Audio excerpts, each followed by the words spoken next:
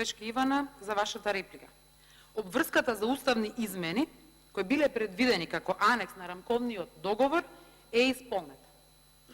Значи, тоа е завршено.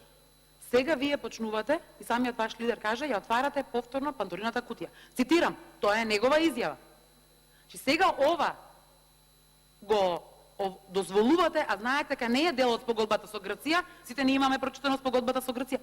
Охридскиот рамковен договор не е дел од спогодбата, што значи дека вие само исполнувате желба на коалициони партнери. Зошто?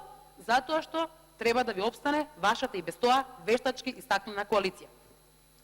Уставот, да, бил сменет во 2001 година, бил сменет и 2004, мислам 5, неколку пати.